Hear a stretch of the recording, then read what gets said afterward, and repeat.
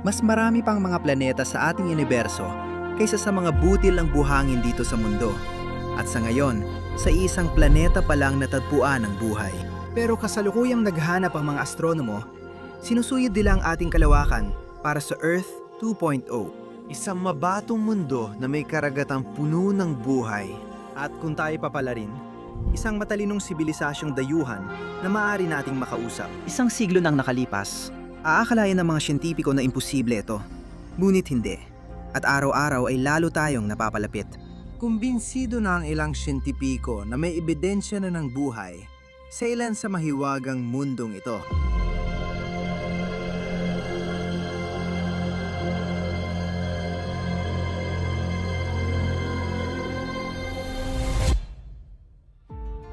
Sa madaling sabi, ang exoplanet ay mga planetang hindi umiikot sa ating araw. Naniniwala tayong umiiral sila ng daan-daang taon, kahit walang ebidensya, hanggang sa gumandang teknolohiya at makita natin ang mga mahiwagang munting mundong ito. Noong dekada 1600, may isang Italianong pilosopo na ang pangalan ay Giordano Bruno, na masyadong nauuna sa kanyang panahon. Ayon kay Bruno, walang sentro ang universo at ang mga bituin ay tulad ng araw na may kanya-kanyang planeta at buwan na umiikot sa kanila. Dahil sa paniniwalang ito, nilitis siya ng Roman Inquisition sa erehiya. Dahil taliwas ito sa paniniwala ng simbahang Katoliko noon. Natulan siyang nagkasala at sinunog sa stake. Marahil siya ang unang naniwala sa mga kamangha-manghang mundong ito na sinunog ng tama ang kanyang paniniwala. Sa ngayon, nakumpirma na mahigit 5,500 exoplanets at may 10,000 pang kandidato na naghihintay ng kumpirmasyon. May ilang natuklasang planeta na talaga namang kamangha-mangha. Tinutukoy ko ang mga planetang may singsing na 6, naraang beses mas malaki kaysa Saturn, mga ocean worlds na puro tubig, mga planetang umuulan ng tunaw na salamin, at mga nag-iisang mundo na walang iniikutan at gumagala sa kalawakan. Nakakabaliw isipin na halos 5,000 na sila, di ba? 8 lang ang planeta sa solar system. Siyam kung isama si Pluto. Pero hindi pa natin nasisimulan lahat. Ito ang ating Milky Way galaxy. Naglalaman ito ng 100 hanggang 200 bilyong mga bituin. Karamihan sa mga ito ay may mga planetang umiikot sa kanila. Ngayon, kapag sinabi kong nakahanap na tayo ng 5,000 exoplanets, malamang iniisip mo na ganito ang itsura. Tama ba? Pero sa totoo lang, ang mga star system lang na malapit sa atin ang talagang nahanap natin. Dito ka naroon at ito ang lahat ng mga natuklasang exoplanet system. Kakastart pa lang natin maghanap. Sa ating kalawakan pa lang, may daan-daang bilyong planeta pa tayong kailangang tuklasin. Ngayon, kung hihiliin ko sa iyo na maghanap ng isang exoplanet, malamang gagawin mo ito sa pamamagitan ng pagtutok ng teleskopyo sa isang bituin at pag-zoom in ng malapitan hanggang makita mo ang maliliit na planetang umiikot dito. Tama ba? Katulad ng kung paano natin natutuklasan ng Saturn o Jupiter sa ating solar system. Pero hindi ganun kadali. Kadalasan, mas maliwanag at malaki ang mga bituin kaysa sa kanilang mga planetang iniikutan. Kaya mahirap kunan ng larawan ang mga exoplanet. Parang kinukunan mo ng larawan ng alitaptap na katabi ng malaking ilaw ng stadium mula sa malayo. Kapag patay ang ilaw, makikita mo ang mahinang liwanag ng alitaptap. Pero kapag binuksan ng ilaw, agad nang nawawala ang liwanag ng alitaptap. At iyan mismo ang problema na nararanasan natin kapag sinusubukan nating kunan ng larawan ang mga exoplanet na ito. Masyadong maliwanag ang bituin, kaya hindi natin maayos na makuhanan ng larawan ang mga ito. Sa 5,500 exoplanet na natuklasan natin, 69 lang sa mga ito ang natuklasan gamit ang direktang pagkuha ng larawan.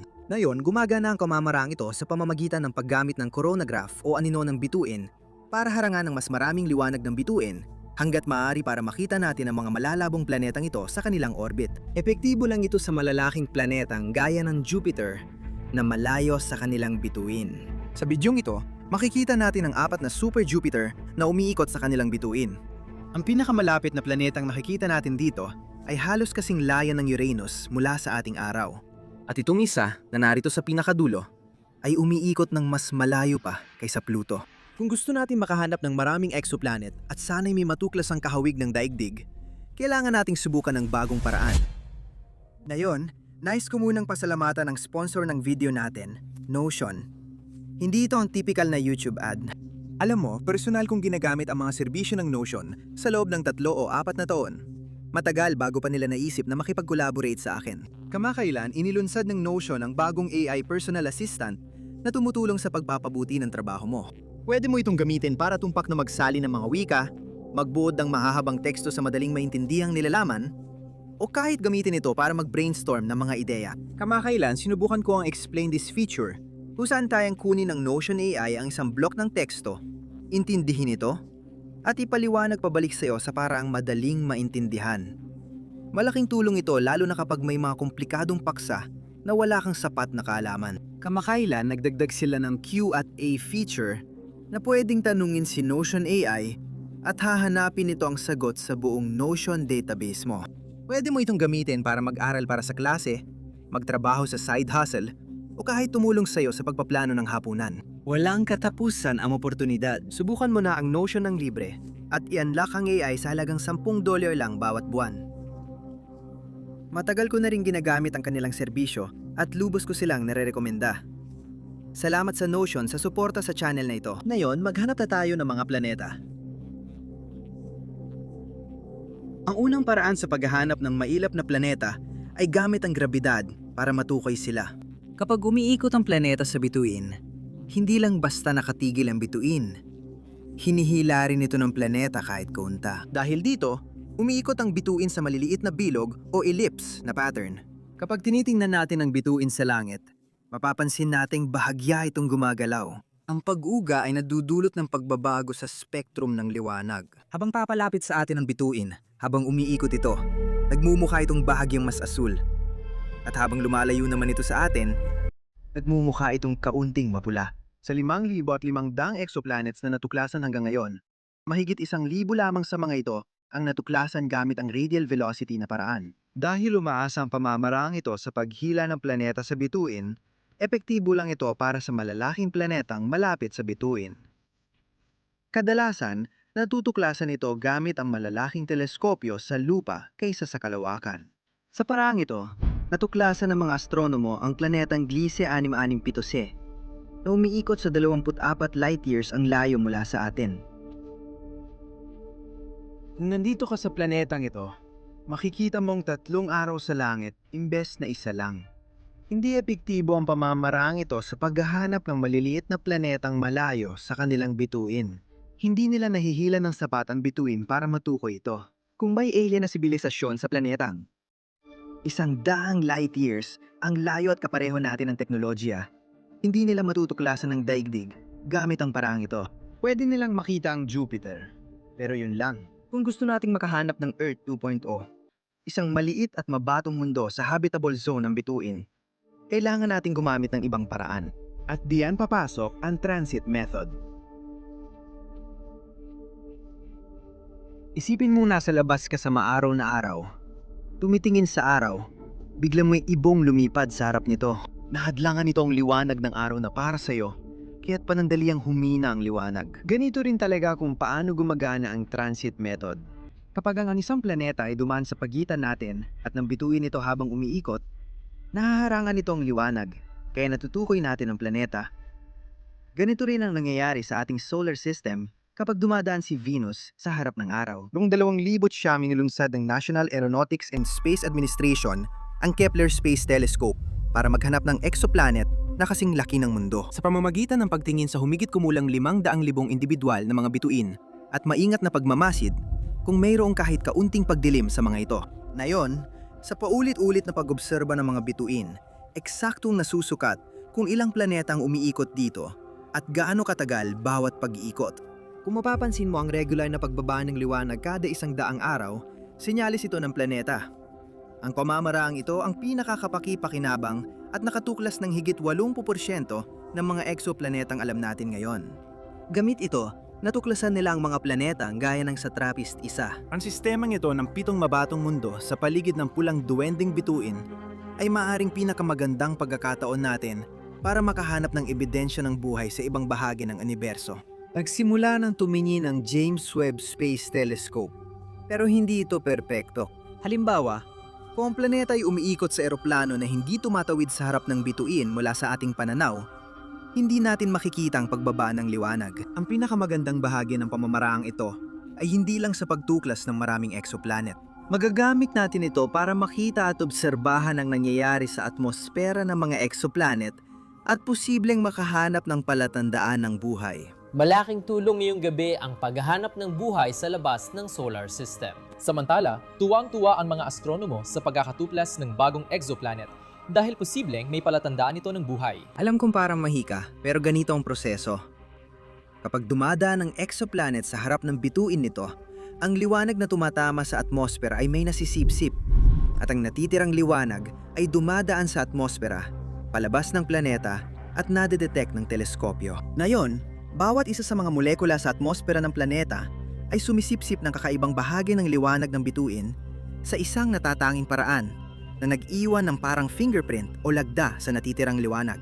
Ngayon, ang lagdang ito ay nakakabit na sa liwanag ng bituin at hindi nagbabago habang naglalakbay sa universo hanggang sa marating ang ating mga teleskopyo.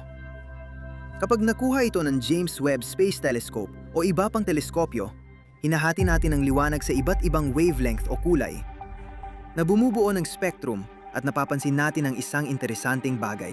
May ilang kulay sa spectrum na ito na nawawala. Ang mga nawawalang bahagi na ito ay ang mga lagda ng mga elemento at molekulang matatagpuan sa atmosfera ng exoplanet na dinaanan nito. Pagkatapos, kailangan na lang nating itugma ang lagda sa mga alam nating elemento at molekula. At boom! Alam na natin kung anong lumulutang sa atmosfera ng planetang iyon na bilyong kilometro mula sa daigdig. Maniniwala akong ito ang paraan para makahanap tayo ng matibay na ebidensya ng buhay sa labas ng daigdig. May ilan na naniniwalang nagawa na natin ito. Kamakailan, sinuri ng mga astronomo ang spectrum ng Ocean World na K2-18b at may nakita silang kakaiba. Ngayon, bukod sa mga bagay tulad ng methane at CO2, nakakita sila ng bakas na isang chemical na kilala bilang dimethyl sulfide. Sa Earth, alam natin na bubuo lang ang chemical na ito sa microbial na buhay, pero may ilang agam-agam. Isang beses pa lang ito nakita. Kailangan pa ng dagdag na ebidensya para matukoy kung may chemical nga sa atmosfera at kung microbial na buhay lang ang paliwanag. May plano na ring maglaan ng mas maraming oras para obserbahan ang planetang ito. Ngayon, hindi ako sigurado kung makukumpirma nila ang resulta na ito o hindi. Isang bagay ang sigurado, sapat na ang teknolohiya natin para makahanap ng ebidensya ng buhay sa labas ng daigdig. Kaya para sa akin, oras na lang ang hinihintay.